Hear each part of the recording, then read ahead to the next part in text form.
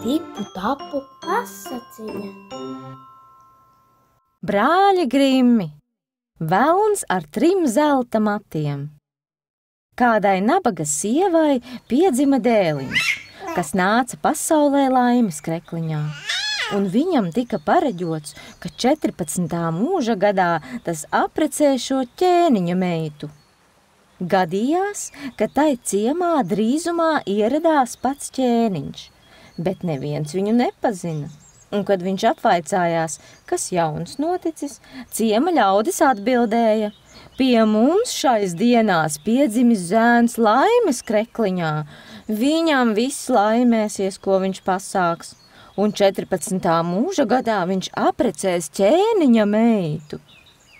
Ķēniņam bija ļauna sirds.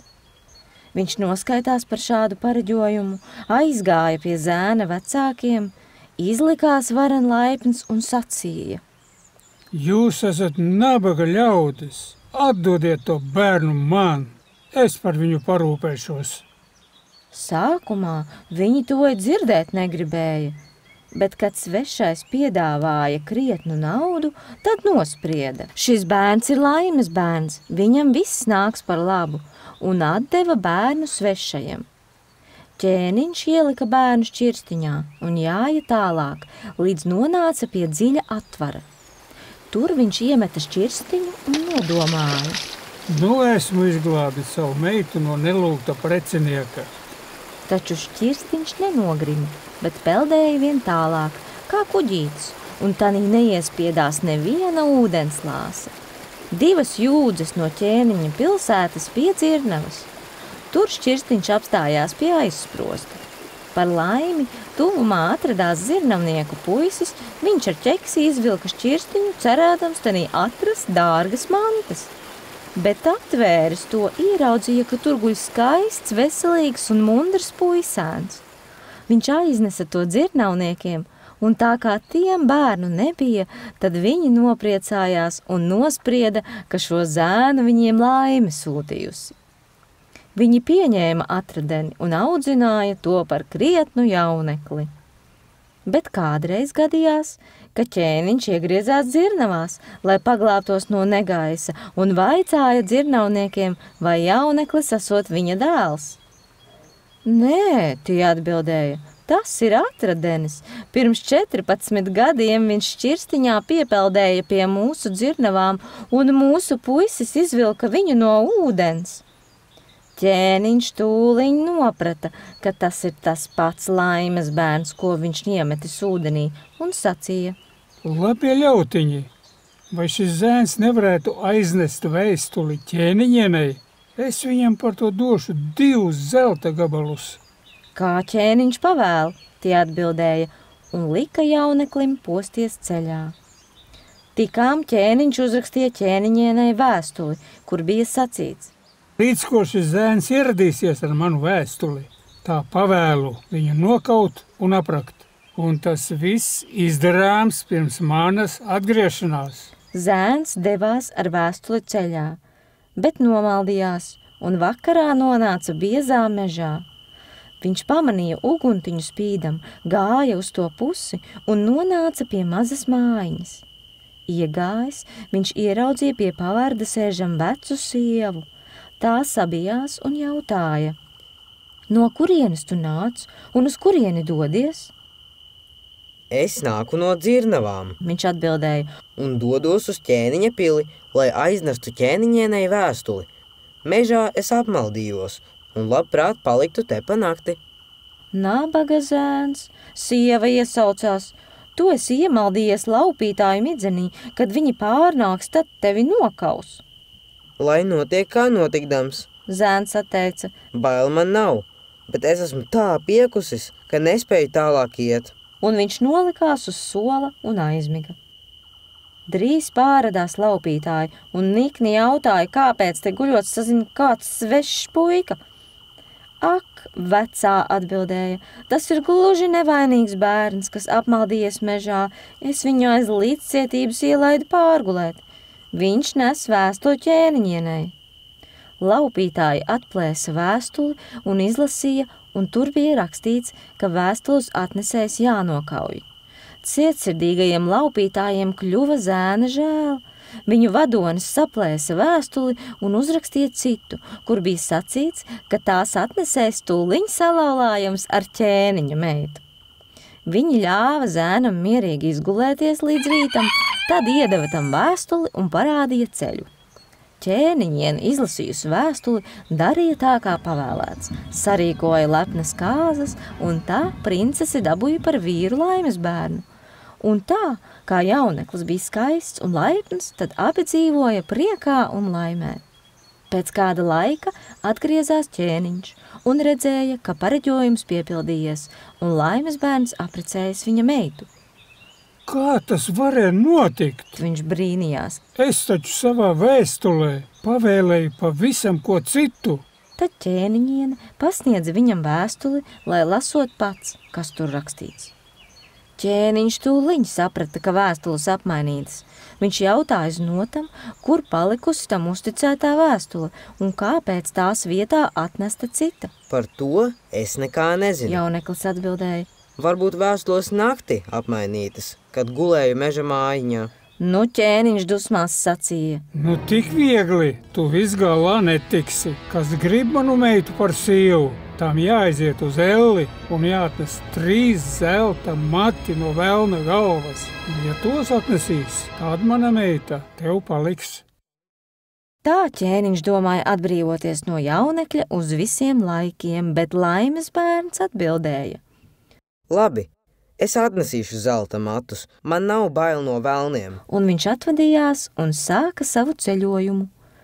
Ceļš viņu noveda lielā pilsētā, kur vārtu sargs jautāja, kas šis tāds esot un kādu amatu protot. Es protu visu. Laimes bērns atteica. Tad izdari mums pakalpojumu. Vārtu sargs sacīja. Pasaki, kāpēc mūsu strūklaka tirgus laukumā šogad pat ūdeni nedod? Kamēr agrāk no tās plūda vīns? To jums labprāt pateikšu. Jauneklis atbildēja. Tikai pagaidiet, kamēr nāku atpakaļ. Viņš devās tālāk un nonāca citā pilsētā, kur vārtu sargs viņam atkal jautāja, kas šis esot un ko protot. Es protu visu. Viņš atbildēja. Tad izdari lūdzu mums pakalpojumu un pasaki, kāpēc mūsu ābelē šogad nav pat lapu, kaut gan agrāk tai bija zelta āboli. To es labprāt pateikšu, tikai pagaidi, kamēr nāku atpakaļ. Viņš gāja tālāk un nonāca pie lielas upes, pār kuru bija jāceļas pāri. Pārcēlājs atkal jautāja, kas šis esot un ko protot. Es protu visu. Viņš atbildēja. Tad izdari mums pakalpojumu. Pārcēlājs lūdza. Pasaki, kāpēc man visu mūžu jānodarbojas ar pārcelšanu un neviens mani nenomaina? To es jums labprāt pateikšu, tikai pagaidiet, kamēr nāku atpakaļ. Viņš pārcēlās pār upi un uzmeklēja ieeju peklē. Tur viss bija kvēpu un sodrēju pilns. Velna pat laban nebija mājās, tikai viņa vecmāmuļa sēdēja lielā atzeltnes krēslā. Ko tev vajag? Viņa jautāja, bet nemaz tik ļauna neizskatījās, kā varētu domāt. Man jādabū 3 zelta mati no velna galvas. Jauneklis atbildēja. Citādi man jāšķiras no savas sievas. Tu prasi daudz, viņa sacīja, jo, kad pārnāks velns un ieraudzīs tevi, tad tev vajadzēs šķirties no savas dzīvības. Bet man tevis žēl, es palūkošu, vai nevaru tev palīdzēt. Un viņa pārvērta jaunekli par skudru un piesacīja, paslēpies manu svārku krokās, tur tu būsi drošībā. Tas viss būtu labi, bet man vēl vajag atbildes uz 3 jautājumiem. Kāpēc strūklaka, no kuras agrāk plūda vīns, šogad pat ūdeni nedod? Kāpēc ābele, kas agrāk nesa zelta ābolis, šogad palikusi bez lapām? Kāpēc pārcēlājam jābraukā no viena krasta uz otru, un neviens viņu nenomaina? Tie ir grūti jautājumi, velna vecmāmuļa atbildēja. Bet izturies mierīgi un klausies uzmanīgi, ko velns teiks, kad es viņam plūkšu ārā 3 zelta matus. Pienāca vakars, un velns ieradās mājās. Tikko ienācis, viņš tūliņ pamanīja, ka gaiss nav tīrs. Te ož pēc cilvēka. Viņš sauca. Te kaut kas nav kārtībā. Viņš pārmeklēja visus kaktus, bet nekā neatrada, un vecmāmuļa sāka bārties. Nu pat kā uzslaucīju un uzposu istabu, bet tu visu sasvaidi juku jukām. Vienmēr tev cilvēka smaka sitas degunā. Sēdies labāk pie galda un ēd vakariņas.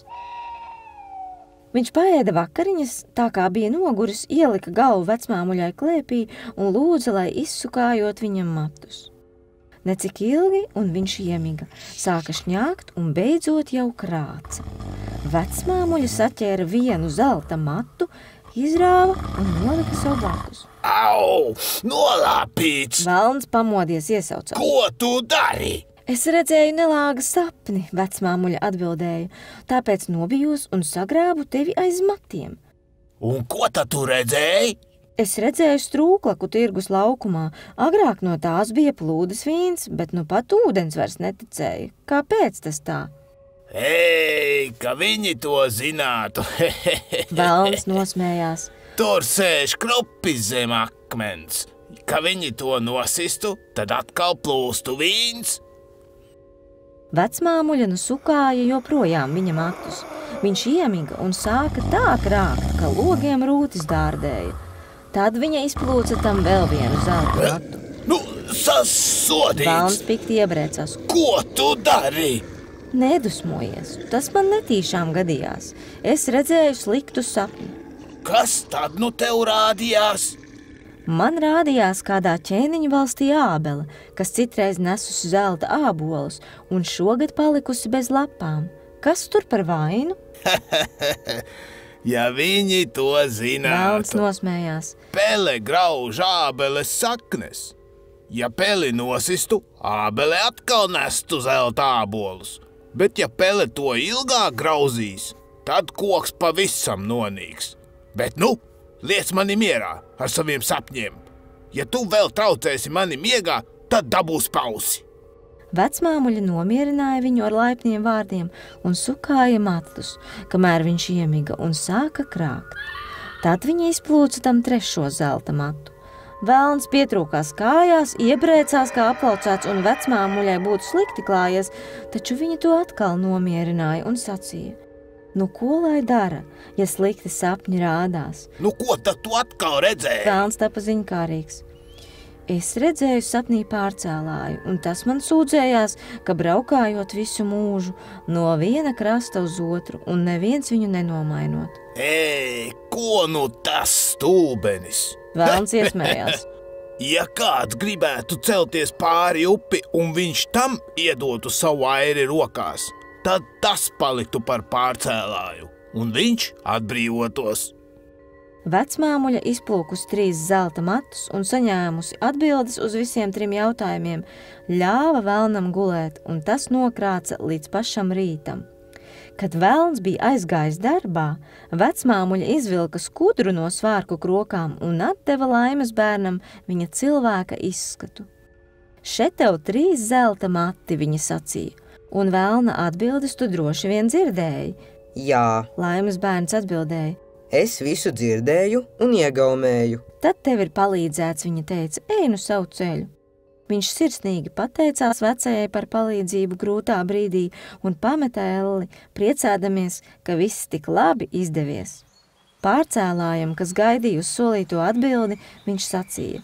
Pārcel mani uz otru krastu, tad es pateikšu, kā tu vari atbrīvoties. Un kad viņš atradās otrā krastā, tad pateica pārcēlājam velna padomu.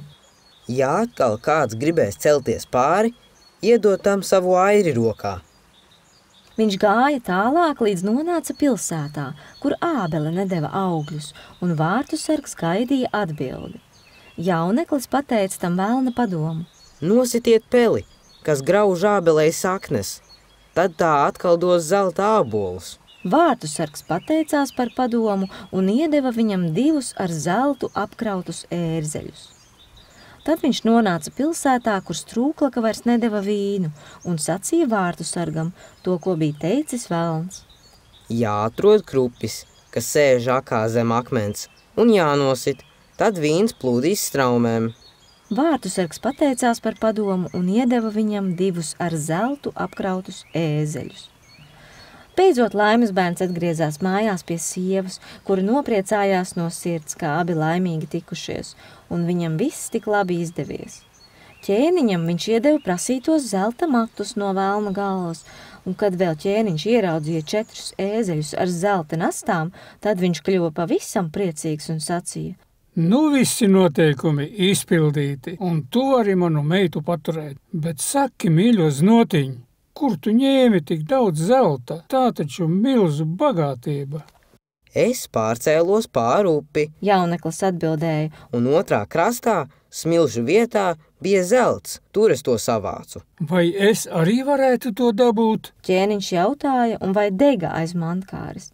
Cik vien gribat? Laimes bērns atteica: Tur ir pārcēlājs, lieciet, lai tas pārceļ jūs uz otru krastu, un tad grābiet zeltu pilniem maisiem. Alkatīgais ķēniņš steigšus vien posās ceļā, nonāca pie upes un pasauca pārcēlāju. Tas piebrauca, un kad viņi sasniedza otru krastu, iespieda ķēniņa mairi rokā un pats izlēca ārā. Kopš tā laika ļaunais ķēniņš par sodu joprojām strādā pārcēlāju darbu. Vai viņš vēl tagad to dara?